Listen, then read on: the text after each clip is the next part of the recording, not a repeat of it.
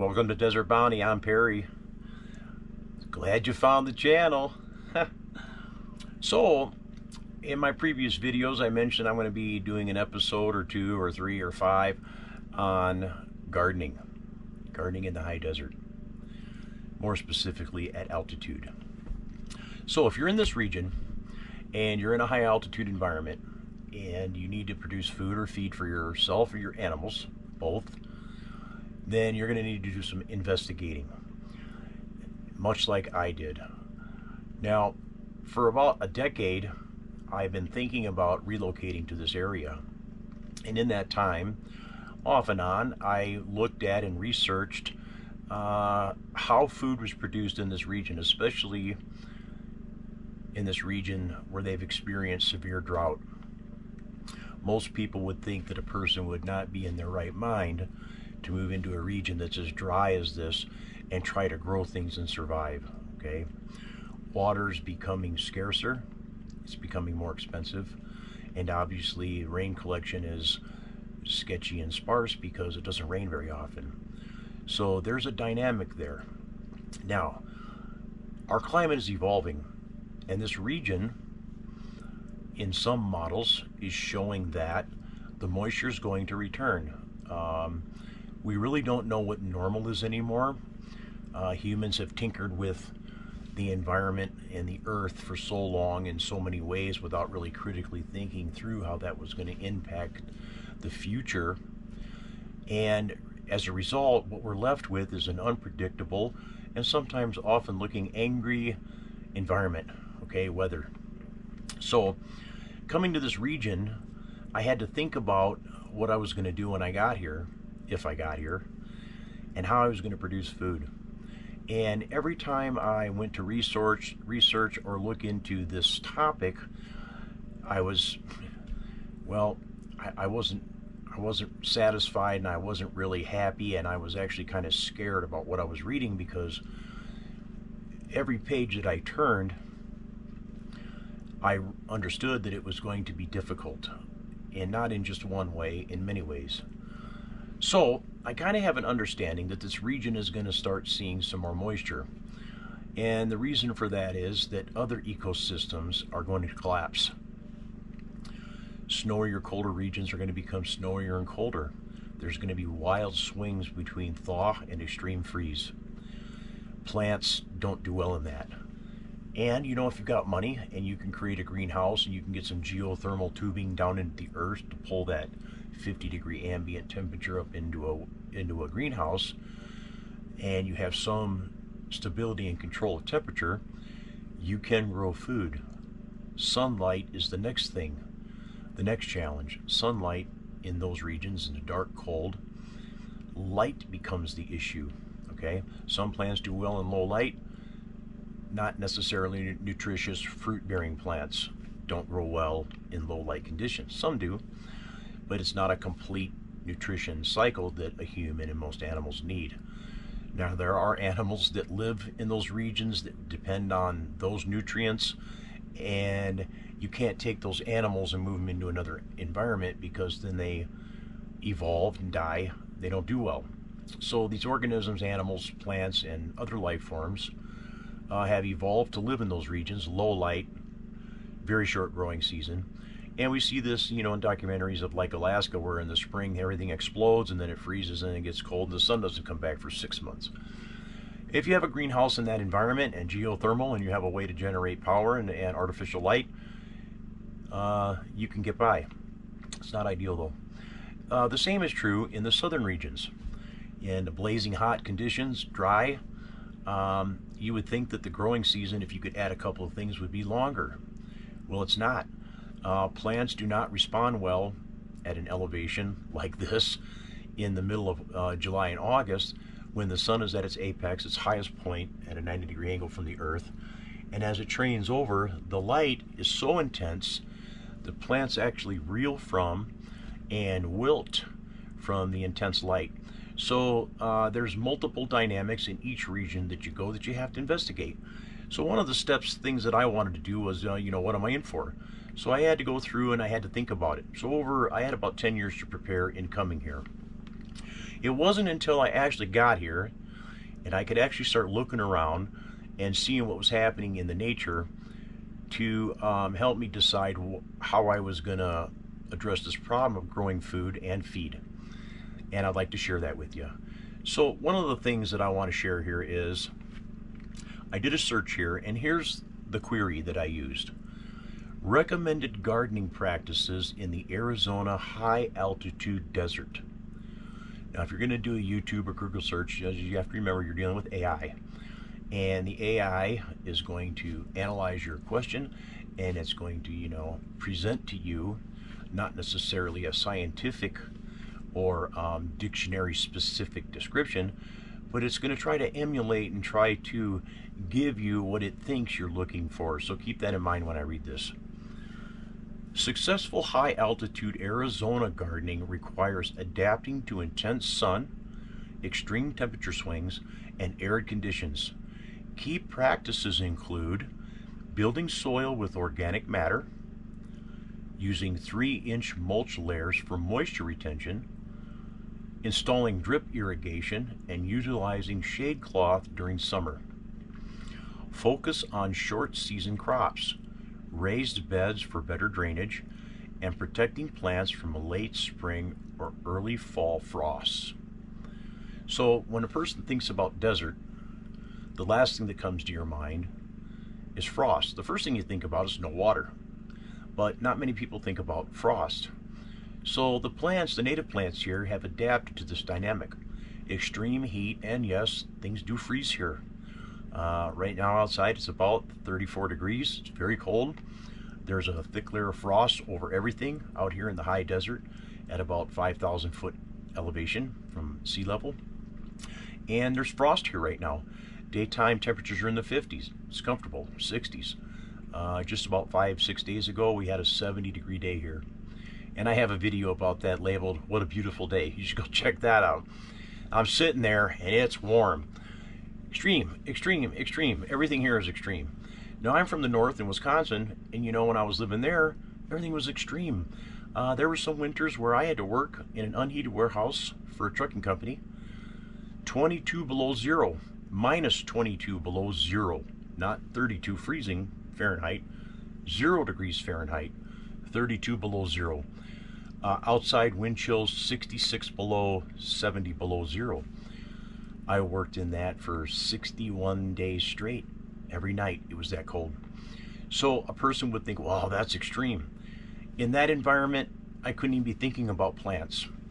In this environment, at least I can be thinking about plants year round, and I can overcome this dynamic with a couple of practices that I'll share with you. So as this goes on in this description from this AI generated query, soil preparation and improvement. Now this is just a simple search. You can find this too, and it's, from what I'm reading, pretty good advice.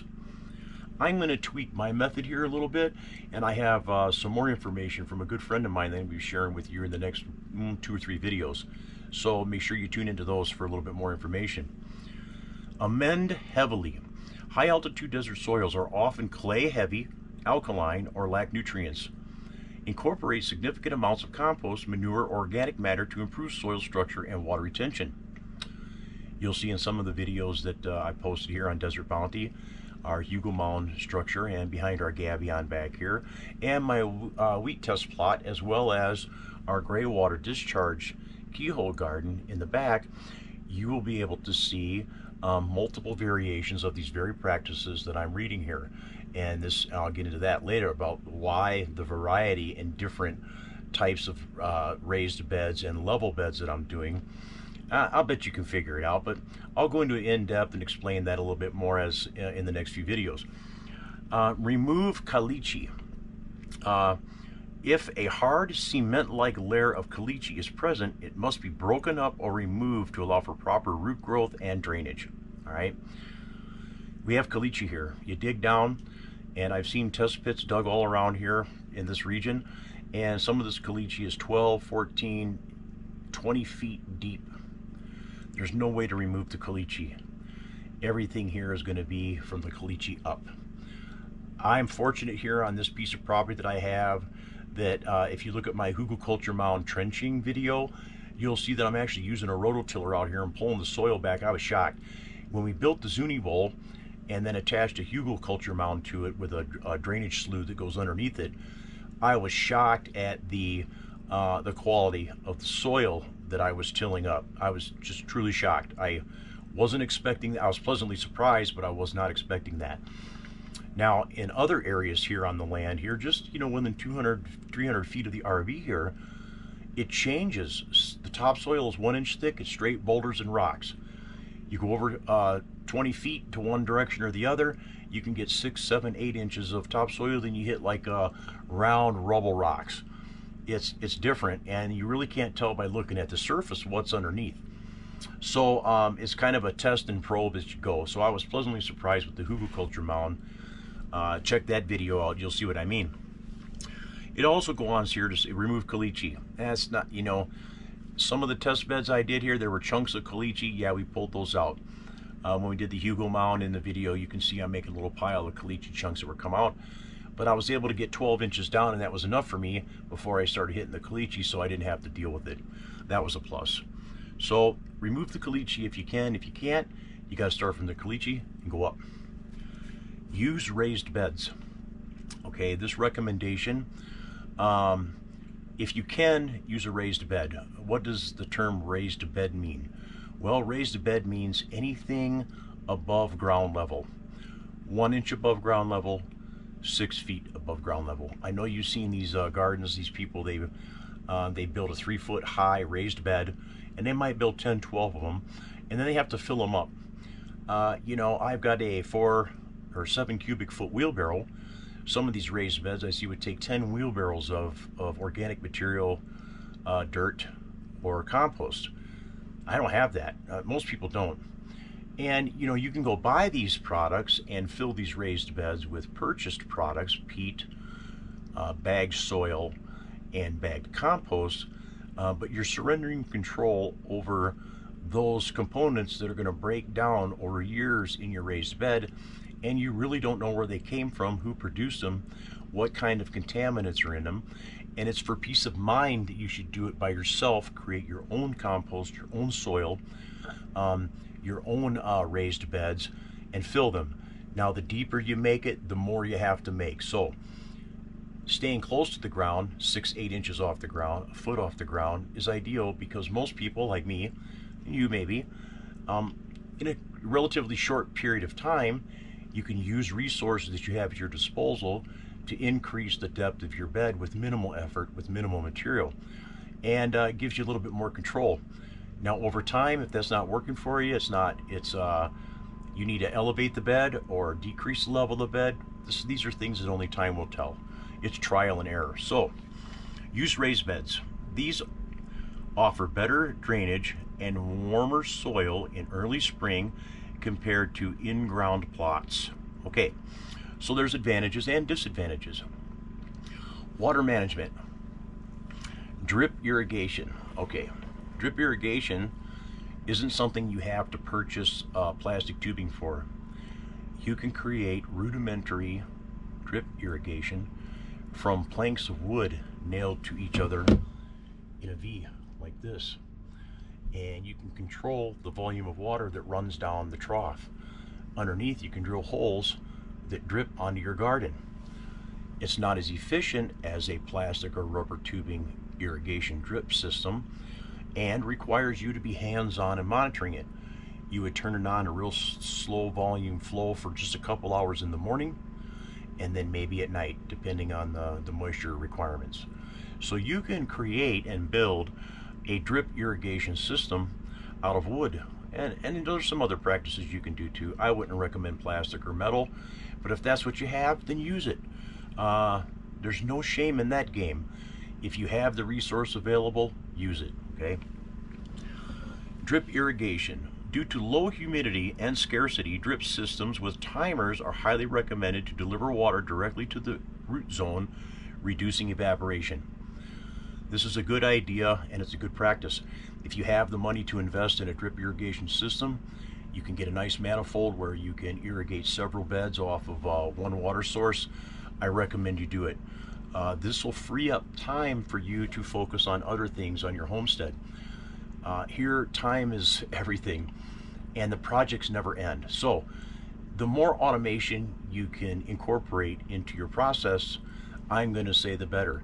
And as time goes on here, and I do the filming here for Desert Bounty and show you how I'm doing this homestead, you will see that practice incorporated. I plan on installing a manifold and doing drip irrigation, not only for some of the outside beds, but for a greenhouse at a later date. I'm saving money for a greenhouse. We'll see. It's expensive. Hey, if you're a greenhouse manufacturer out there, you want me to show the world your product, get in touch with me. Okay, mulching, timing. Water early in the morning or late in the evening to minimize evaporation.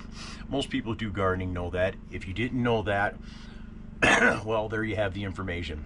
Early morning, late evening.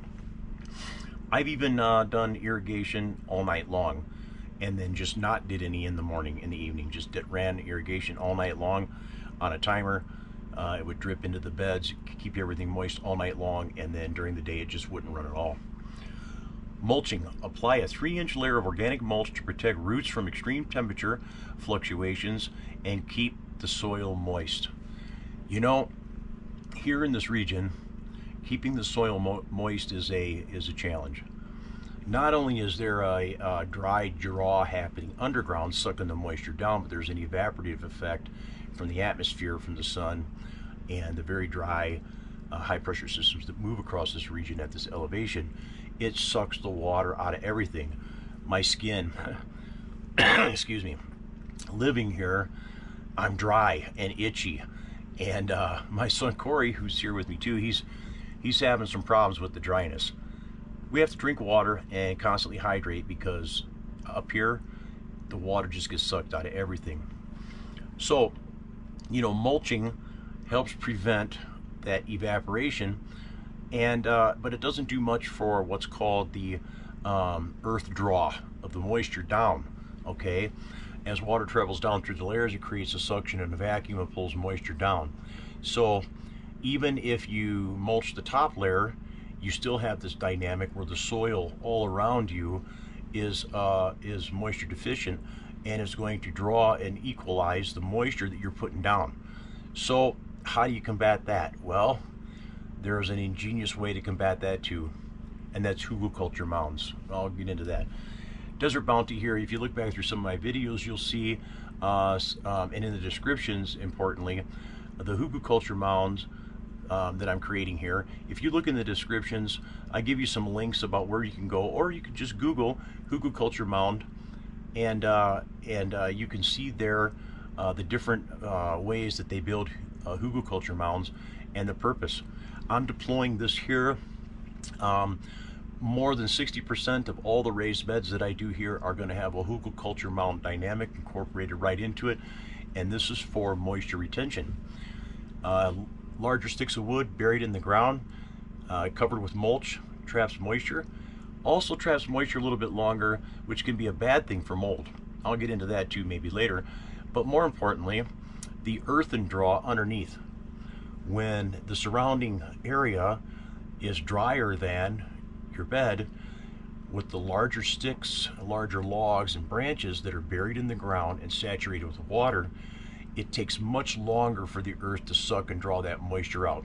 Eventually it will. And if you stop putting water on the top, eventually it will, but it'll be a much longer time than if it didn't exist.